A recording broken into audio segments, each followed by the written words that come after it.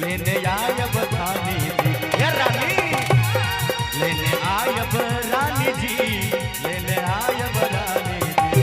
हम तो हीरा जरल दुनिया लेने आयब रानी जी, हम तो हीरा जरल दुनिया लेने आयब रानी जी। कि लेने आयब राजा जी,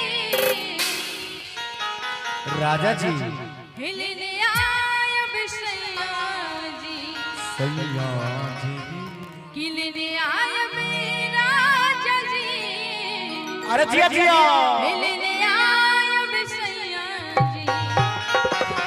कौन चीज बताइए ना? धिया पुता के नहीं कहियो सियान भजो तो हिमर हिमर कहियो। हमर युवा भाई सब हिमर छथिन। अहाँ सब बुझै छियै नहीं बुझै छियै? यो हमरा यो हमरा यो हमरा हीरा जरल दुनिया लेने आयब राजा जी, यो हमरा हीरा जरल दुनिया लेने आयब राजा जी, लेने आयब राजा जी, लेने आयब सैया जी, लेने आयब राजा जी, लेने आयब सैया जी।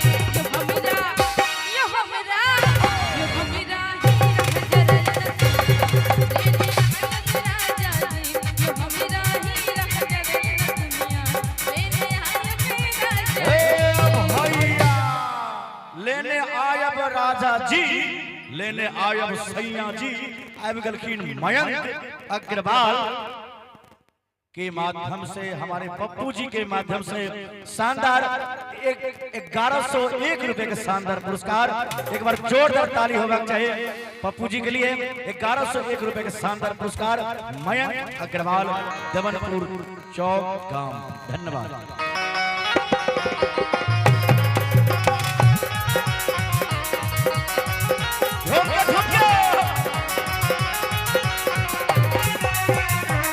लुलिया मांगेले लुलिया का मांगेले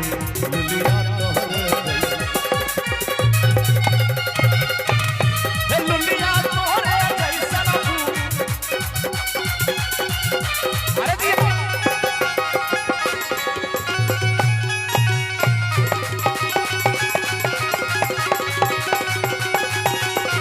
पटना के पायल बनारस के प्यारे जयपुर के चुंदरी राजा जी।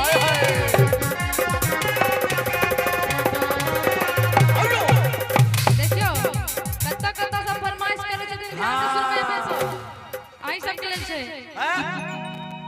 इमरो हमर भाई सब छथिन। अच्छा इमरो छथिन। हां देखिए मकई के खेत में नुकायल छथिन ना? नहीं नहीं मकई खेत में अइबे करखिन अभी जी।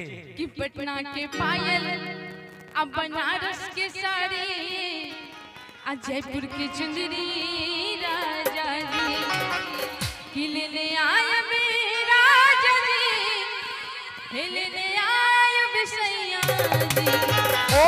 यो नीक लगे छै कने हाथ उठा दियो ना, नीक लगे छै ताली देबै तहन ना नीक लगे छै।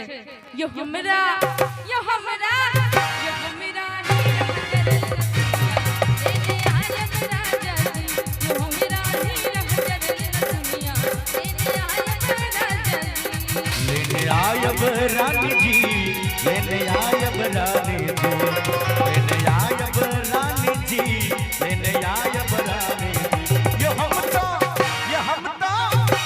तो हीरा जरल दुनिया लेने आयब रानी जी, हम तो हीरा जरल दुनिया लेने आयब रानी जी।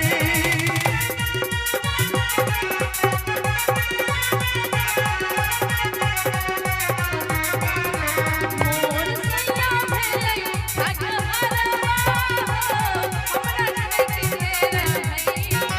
मोर पिया मोर सैया भेलै राजहरवा, हमरा रंग के रहै छै।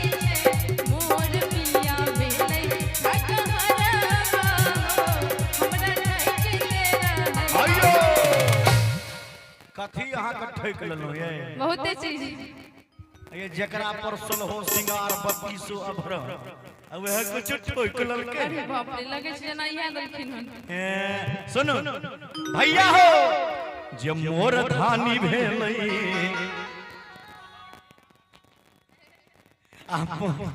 मोर धानी भेलै ठकहरनियो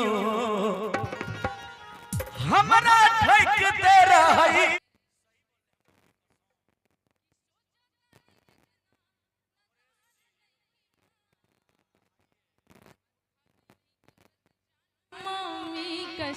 अरे जियो कहाँ थे रात भर सब मुझे है खबर, कहाँ थे रात भर सब मुझे है खबर, पवन जिसका कानन हमको बात वही है।